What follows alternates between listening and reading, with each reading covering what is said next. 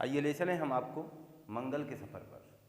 आइए ले चलें हम आपको एक ऐसे सफ़र पर जहां हम क्या, ये पूरा विश्व इंतज़ार कर रहा है कि कब हम पलायन करने वाले हैं, कब हम अपने इस धरती को छोड़कर किसी अन्य जगह अपना घर बनाने वाले हैं।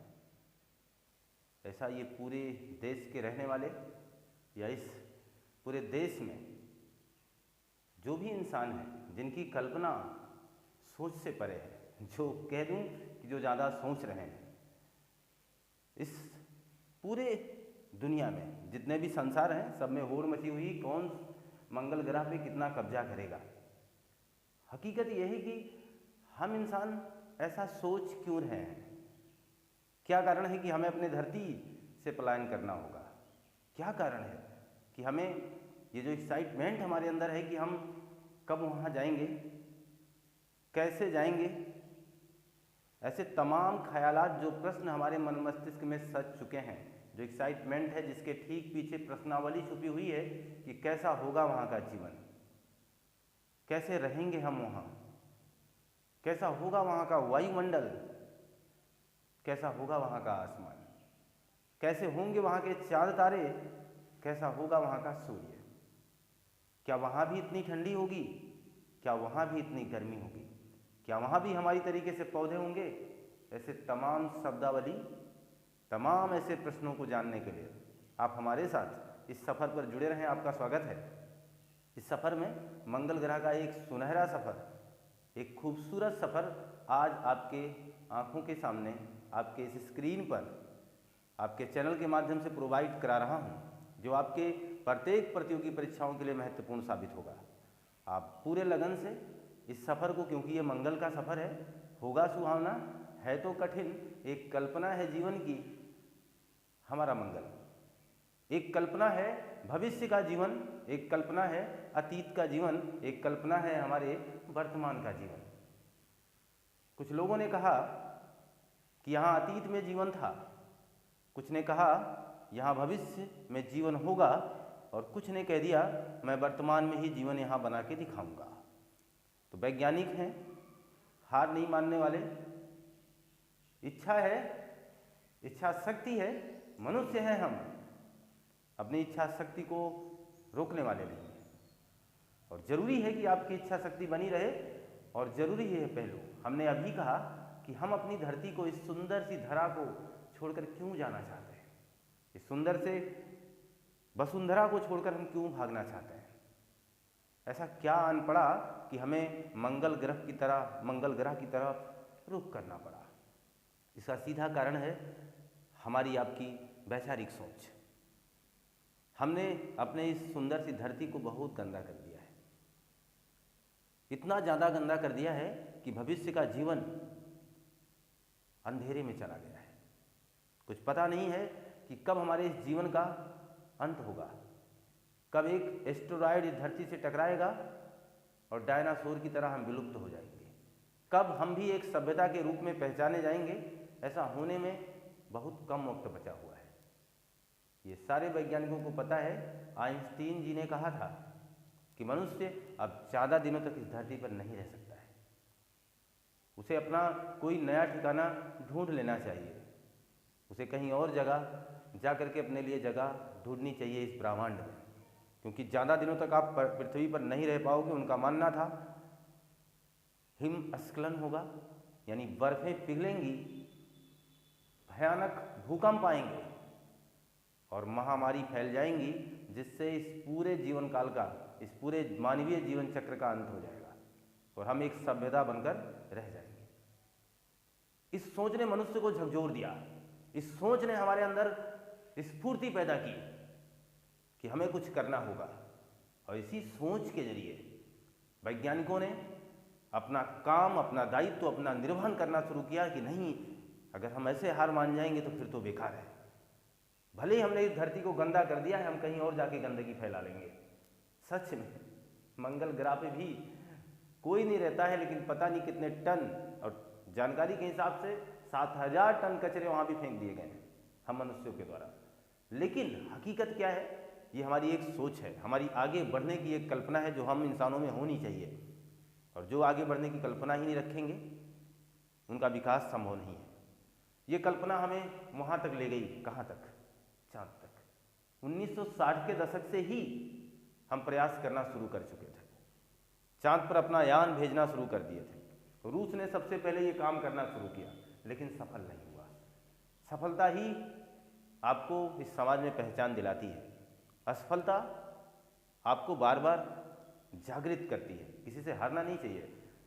तो रूस लगातार प्रयास करता रहा, सफल नहीं हुआ, परंतु 1971 में माराइनर 9 ये एक उपग्रह है जो मंगल ग्रह की कक्षा में सफलतापूर्वक भेजा जा चुका था। 1971 में माराइनर 9 को, एक उपग्रह है जो नासा द्वारा सफलतापूर्वक मंगल की कक्षा में भेजा जा चुका था। मंगल की कक्षा में इसे प्रक्षेपित किया जा चुका था। अब हमें मंगल की वो तमाम महत्वपूर्ण जानकारियां हासिल होने लगेंगी। आप सोच रहे होंगे सर ब्रह्मांड में बहुत से ग्रह हैं, फिर आपने मंगल को ही क्यों चुना? हम लोगों ने मंगल को ही क्यों अपना जीवन समझा? क्यों हम यहाँ रहने की इच्छा जागृत कर पाए? क्यों नहीं हम अपने चाँद पे चले जाते? क्यों नहीं हम शुक्र पे चले जाते? क्यों नहीं हम सबसे बड़े ग्रह बृहस्पति पे चले जाते? हकीकत में सबका क्रमबद्ध जानकारी आपको इस चैनल से प्रोवाइड कराऊंगा। आप बुध के बारे में जान सकते हैं। टेम्परेचर दिन का 450 डिग्री सेल्सियस, क्या आप रह पाओगे? रात में -170 डिग्री सेल्सियस, क्या आप रह पाओगे? असंभव था जीवन। शुक्र पर आकर के हमने देखा कि कार्बन डाइऑक्साइड की इतनी ज़्यादा मात्रा है कि ये पूरे ब्रह्मांड का सबसे गर्म ग्रह है। वहाँ भी तो हमारा जीवन संभव नहीं था। वहाँ सल्फ्यूरिक एसिड की वर्षा होती है, और वैसे कुछ भी वर्षा नहीं होगी, लेकिन सल्फ्यूरिक एसिड की वर्षा होगी। मौसम कभी नहीं बदलेंगे। क्या आप वहाँ रह पाएंगे? नहीं। इसलिए हम लोगों ने इस मंगल को निशाना बना लिया। हमने सोचा कि अपने जीवन को अगर बचाना है तो क्यों ना हम कुछ और जगहों की तलाश करें। तो नासा सफल हुआ। 1971 में माराइनर 9 को उसके कक्षा में प्रक्षेपित कर पाया। इसने 7329 फोटो खींचा इसने। 7329 फोटो का आंकड़ा आया, जिससे यह सिद्ध हुआ, देखा गया कि कहीं मंगल ग्रह पे धूल है, दूर दूर तक कहीं जल की कोई मात्रा नहीं है, कहीं एक भी पौधा नहीं देखा गया, कहीं एक भी जीव नहीं पाया गया। वैज्ञानिक विचलित हो गए कि यह भी ग्रह ऐसे ही है, यहाँ भी जीवन संभव नहीं है। सचमुच जीवन अभी संभव नहीं है। ये हमारी केवल एक आशा है, ये हमारी केवल एक उम्मीद है। अब जरा ध्यान दें, 1971 के बाद वो दौर आता है 1976 का, जिसमें वाइकिंग फर्स्ट नामक एक यान, जिसे आप कह सकते हैं, भेजा गया। वाइकिंग फर्स्ट ये भेज दिया गया। इसकी लैंडिंग हुई कहाँ पर? वाइकिंग फर्स्ट को लैंड कराया गया कहाँ पर? ये आपके मार्स पर इसे लैंड करा दिया गया, यानी इसके स्थल पर, इसके धरातल पर। पहली बार मार्स के धरातल पर वाइकिंग फर्स्ट पहुंचा था, जिसको नासा ने जारी किया था, या जिसे नासा ने भेजा हुआ था। यानी अमेरिकी एजेंसी नासा यहाँ भी सफल होती है। 1971 में भी सफल, 1976 में भी सफल, बहुत बार असफल, लेकिन असफल होने के बावजूद सफलता की तरफ बढ़ते गए। और जब ये वहाँ पहुँच गया, अब उस धरातल पर उतर चुका है, तो वहाँ पर तमाम ऐसी जानकारी ये प्रस्तुत करेगा। इसने ही प्रस्तुत किया कि बर्फ के प्रमाण मिले हैं। बर्फ के प्रमाण की जानकारी किसने दी? वाइकिंग फर्स्ट है। इसने कहा कि मार्स पर कभी जल था, कभी यहाँ भी नदियाँ बहती थीं, कभी यहाँ भी जीवन रहा होगा। और जब ये जानकारी हम मनुष्य यानी हम वैज्ञानिकों को मिली, तो हमारे जो वैज्ञानिक हैं, जो एक प्रकार के ईश्वर हैं, उन्होंने अपनी इच्छा को और प्रबल कर दिया और उन्होंने कहा कि अब मजा आएगा, दौड़ तो अब शुरू है, सफर तो अब शुरू है। हमारी भी इच्छाएं यहीं जागृत होने लगी हम मनुष्य में से, यानी हम अपनी बात नहीं कर रहे हैं, आप अपनी बात नहीं कर रहे हैं, लेकिन हम मनुष्यों की ही बात कर रहे हैं। हम ट्विटर के मालिक की बात कर रहे हैं, हम ट्विटर के सीईओ की बात कर रहे हैं, हम एलन मस्क की बात कर रहे हैं जी, एलन मस्क की बात कर रहे हैं, जो स्पेस एक्स की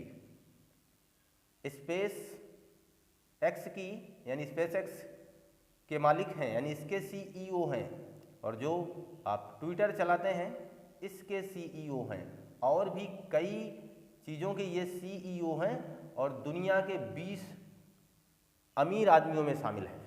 दुनिया के 20 अमीर आदमियों में ये शामिल हैं। एलन मस्क ने ये कहा कि मैं 2027 तक, बड़ा करीब है, आने वाली 2027 तक मंगल ग्रह पर कॉलोनी बना दूंगा। कॉलोनी बसाने की बात की किसने है? इंसान कितना तेजी से सोच रहा है, अद्भुत है। इसीलिए तो इतने बड़े आदमी हैं ये, क्योंकि ये कितना तेज सोच रहे हैं कि जहां अभी वैज्ञानिक काफ़ी पीछे हैं, जहां नासा ने अभी ये काम किया है कि 1937 में मैं एस्टेरॉयड भेजूंगा यहाँ पर, जहां नासा ये काम कर रहा है कि अभी इतना हमें वक्त लग जाएगा वहाँ कुछ करने के लिए, हमें वहाँ एक बिल्कुल अलग प्रकार का वातावरण बनाने के लिए अभी हमें बड़ा वक्त लगेगा, हमें वहाँ पौधे उगाने होंगे। वैज्ञानिकों ने जहाँ माना है कि सबसे पहले हम यहाँ पर बांस का पौधा उगा करके देख लेंगे, सचमुच बांस वहाँ उग जाएगा, ये भी कल्पना की गई, क्योंकि बांस को बहुत ज़्यादा मटेरियल की आवश्यकता नहीं है। इसलिए वैज्ञानिकों का मानना है कि मंगल ग्रह पर बांस का उद्भवन अच्छे ढंग से किया जा सकता है। नासा जहां ये परिकल्पना सजा रही है, नासा जहां ये अपने मन मस्तिष्क में ऐसी कोरी कल्पना बना रही है, जहां वो ये सोच रही है कि हम भविष्य में, यानी आने वाले 2037 तक हम कुछ ना कुछ अलग कर जाएंगे, हम मंगल ग्रह पर कुछ ना कुछ जरूर बना जाएंगे, वहां वातावरण लाने का प्रयास किया जाएगा। ये सारी बातें सोच रहा है नासा। लेकिन इसके ठीक पहले एलन मस्क ने, जो स्पेसएक्स के सीईओ हैं, आप जान सकते हैं स्पेसएक्स वही कंपनी जो तमाम प्रकार के स्पेस में जाने वाले चीज़ों का निर्माण करती है, उसके ये मालिक हैं। इन्होंने कहा कि हम आने वाली 2027 तक कॉलोनी बना देंगे। आप भी बुकिंग करा सकते हैं एलन मस्क से संपर्क करके, आप भी कह दीजिए कि हमारा भी एक छोटा सा 10 बाई 10 का एक कमरा होना चाहिए।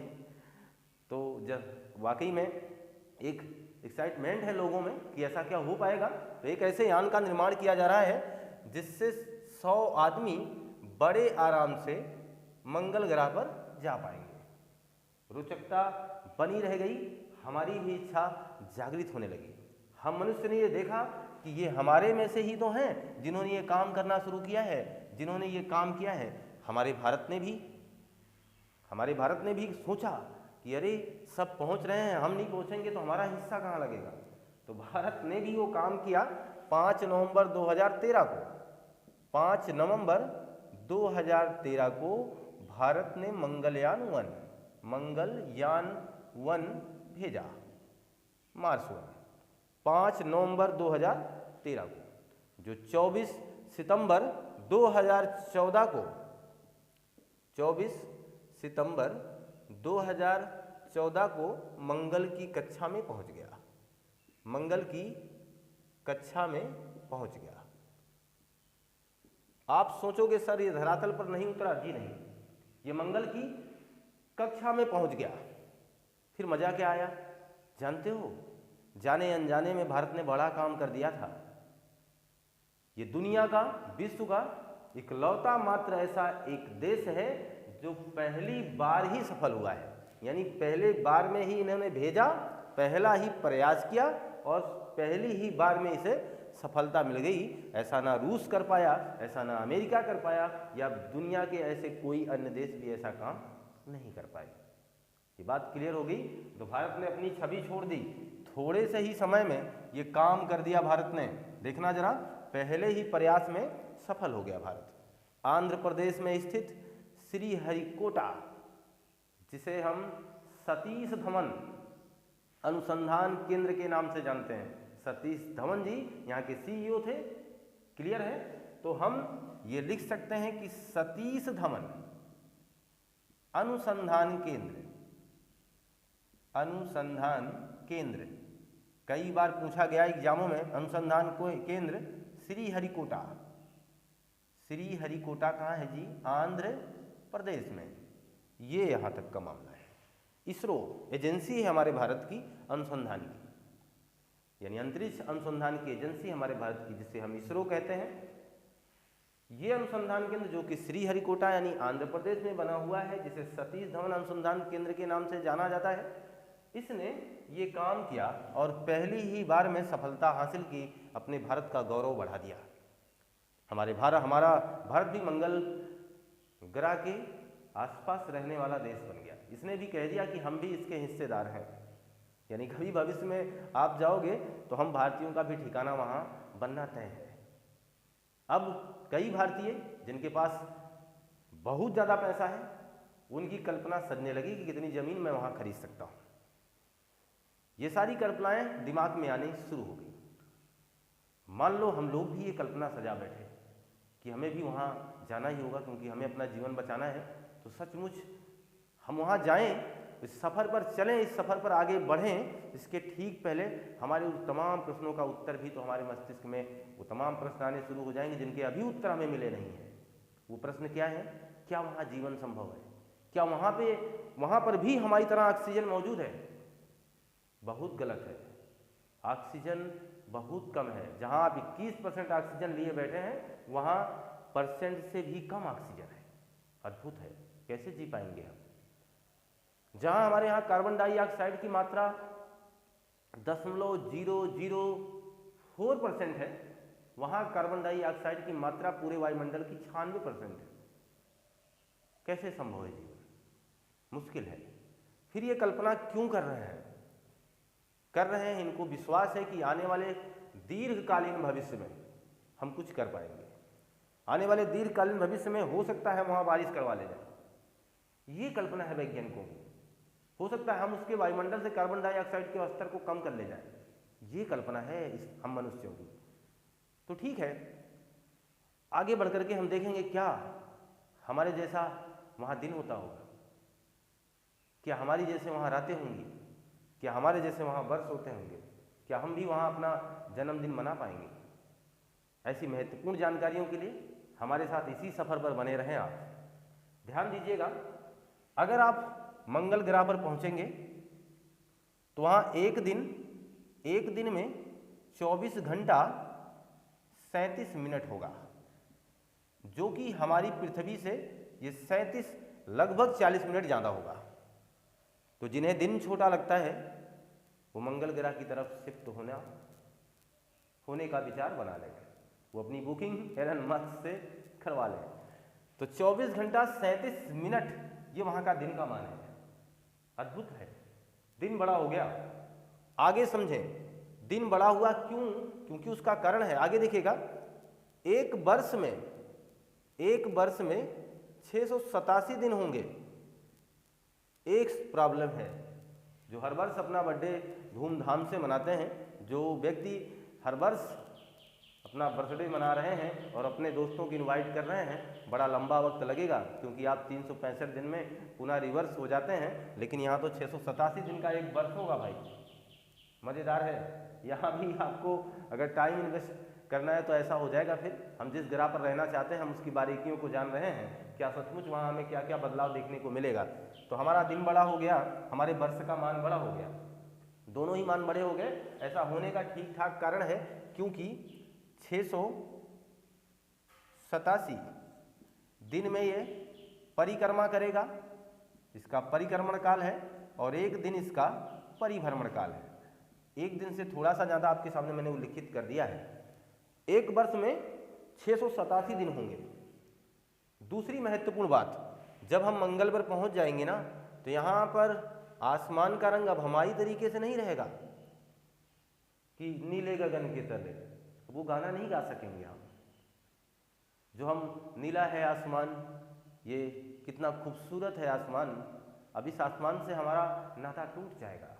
हमें अब नीला नीला नहीं दिखेगा, अब हमें आसमान पीला पीला दिखेगा। लीजिए, आसमान हमें कैसा दिखेगा? पीला। अद्भुत है ना। जब हम मंगल ग्रह पे पहुंचेंगे तो आसमान हमें पीला दिखेगा। क्यों? क्योंकि मंगल ग्रह पूरी तरीके से लाल है। लाल होने के कारण वह अन्य रंगों को अवशोषित कर लेता है और लाल को क्या कर देता है? परावर्तित कर देता है, जिससे उसका जो वायुमंडल है वो पीला हो जाता है, जिसकी वजह से आसमान का रंग हमें कैसा दिखाई देगा? पीला दिखाई देगा। जैसा आपके धरातल पर होता है वैसा वहाँ भी है, तो आसमान का रंग हमें पीला दिखाई देगा। अद्भुत है ये, बिल्कुल चेंजिंग हो रहा है, बहुत परिवर्तन मिल रहा है हमें। अब हम वहाँ जब रुक जाएंगे तो ये कतई मान के ना चलें कि हमारी तरह वहाँ गर्म माहौल मिलेगा। वहाँ आपको टेम्परेचर काफ़ी लो मिलेगा। अधिकतम तापमान 30 डिग्री सेल्सियस है। अधिकतम तापमान 30 डिग्री सेल्सियस है। इसका मतलब समझ रहे हैं कि आपको गर्मी तो लगने वाली ही नहीं है। इसी ग्रह को ठंडा रेगिस्तान कहा जाता है। इसी ग्रह को ठंडा रेगिस्तान कहा जाता है। ठंडा रेगिस्तान कहा जाता है। किस ग्रह को हम ठंडा रेगिस्तान कहेंगे? तो इसी ग्रह को हम लोग ठंडा रेगिस्तान भी कहते हैं। इसका मतलब वहाँ वातावरण काफ़ी ठंडा होगा, जहाँ हम अपने जीवन की उम्मीदों को सजाए बैठे हैं, जहाँ हम अपनी बारात लेकर जाना चाहते हैं, वहाँ देख रहे हैं ठंडा रेगिस्तान हो जाएगा। बारात क्यों कहा कि कुछ लोग जब वहाँ शिफ्ट हो जाएंगे तो वहाँ से यहाँ की जब शादियाँ होंगी तो मान के चलना बहुत लंबा चक्र गुजारना पड़ेगा, वर्ष लग जाएंगे, और वो भी बड़े बेग से, वो भी बहुत ज़्यादा पैसा खर्च होगा। मैं अपने भारत का ही आंकड़ा बता देता हूँ। जब ये प्रोजेक्ट लॉन्च हुआ, यानी इस प्रोजेक्ट को पूरा करने में 450 करोड़ रुपए का खर्च आया है। इस बात को ध्यान दीजिएगा। तो बड़े आदमी ही, जिनके पास संपदा भरी पड़ी है, वही ये कल्पना सजा सकते हैं। हम लोग इस कल्पना को बस सोच करके जी सकते हैं। ये मान के चल सकते हैं कि हमारे भारत के भी कुछ लोग मंगल के सफ़र पर हैं। बाकी हमारे लिए कोरी कल्पना ही मात्र है।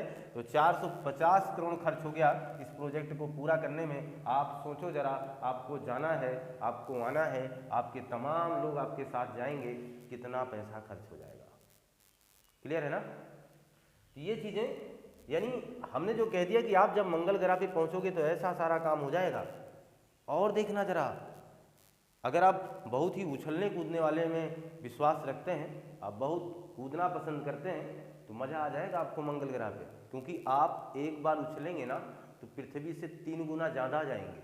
इसका मतलब ये हुआ कि अगर यहाँ पर गुरुत्वाकर्षण कम है, गुरुत्वाकर्षण बल पृथ्वी से कम है, ये उसका 38वां हिस्सा है मान के चले।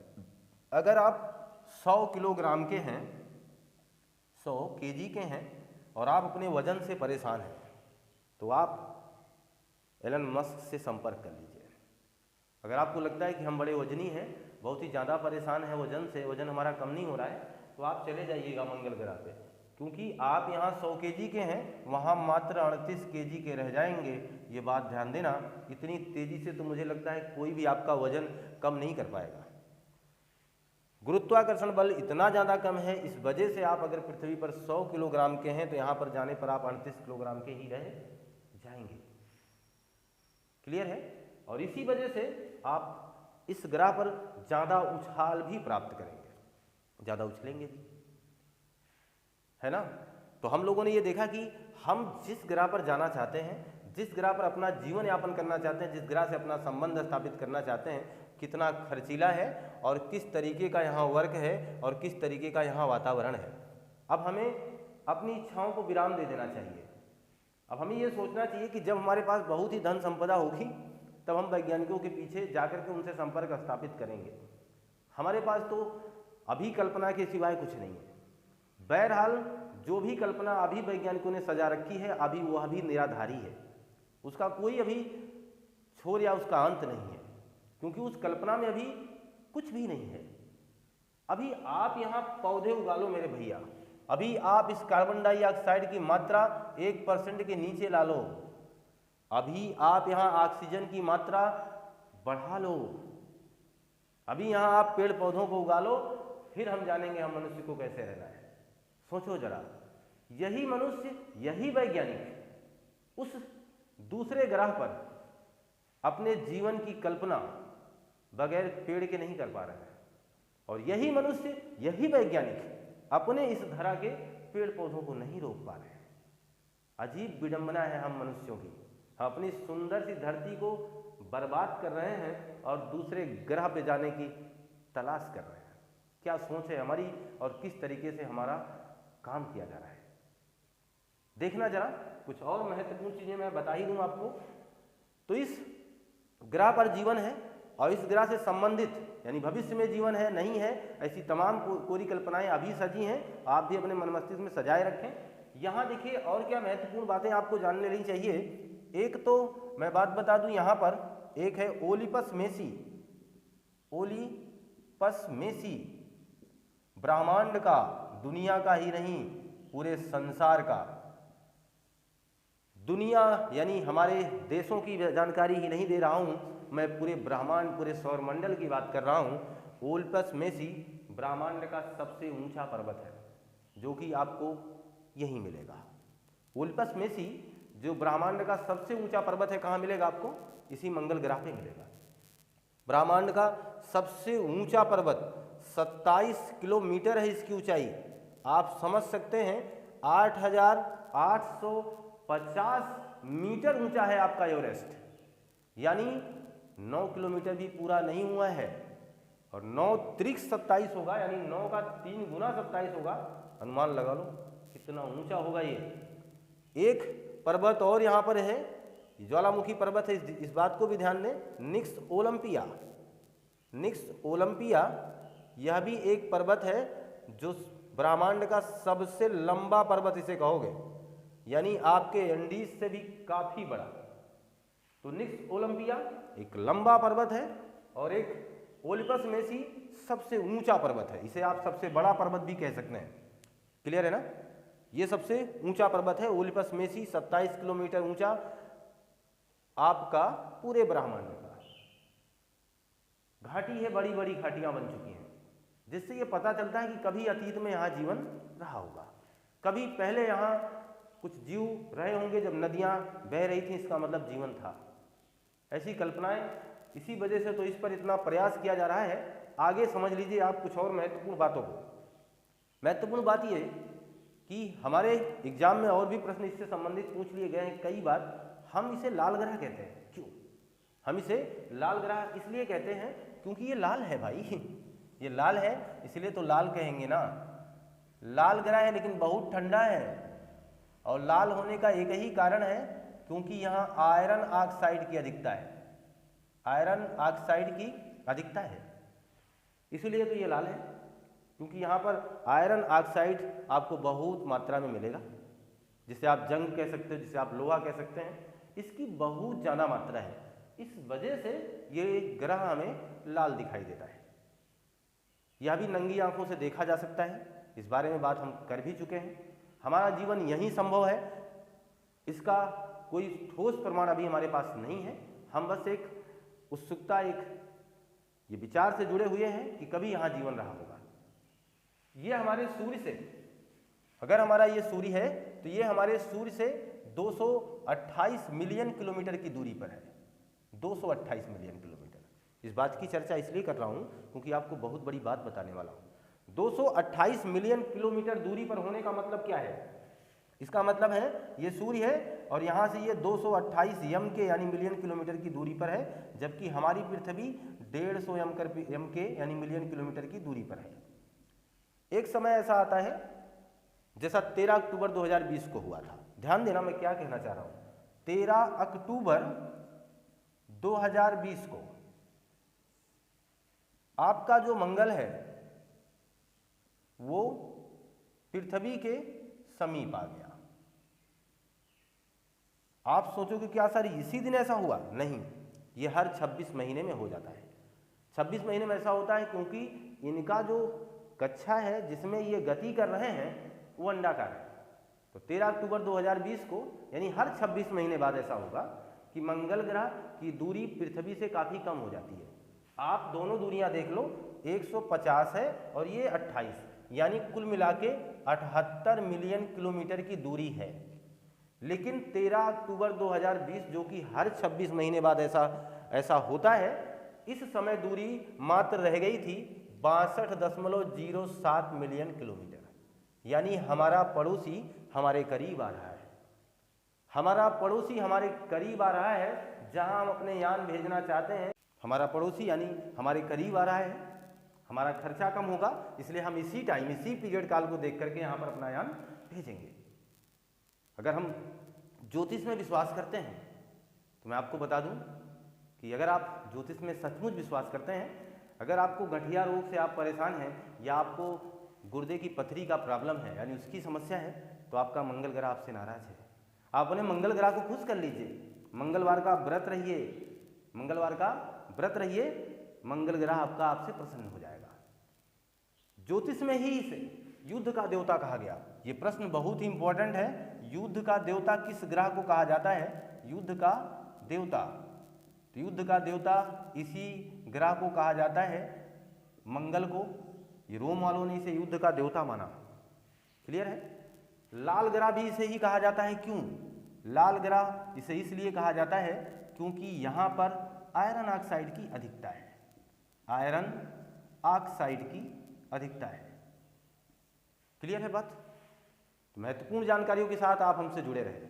आप हमारे साथ एक सुनहरा सा सफर तय कर चुके हैं।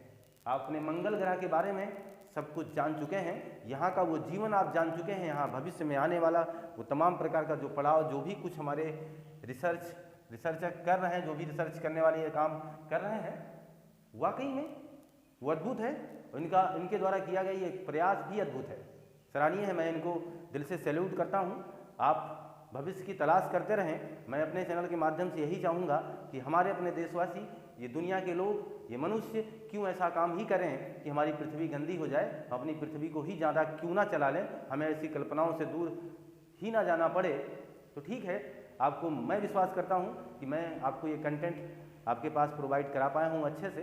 अगर आपको ये कंटेंट अच्छे ढंग से समझ में आया है और अगर आपको ये सफ़र सुहाना लगा और ये सफ़र आपको आनंददायक लगा है तो लाइक करिएगा, शेयर करिएगा, कमेंट करिएगा, ज़रूर करिएगा। ये मेरी आपसे रिक्वेस्ट है, गुजारिश है। आप लाइक शेयर कमेंट जरूर करिएगा और स्वस्थ रहिएगा, मस्त रहिएगा, खुशहाल रहिएगा। मिलता हूँ मैं आपसे नए कंटेंट के साथ हाजिर होऊंगा। आपका दिन शुभ हो। आपको बहुत बहुत धन्यवाद।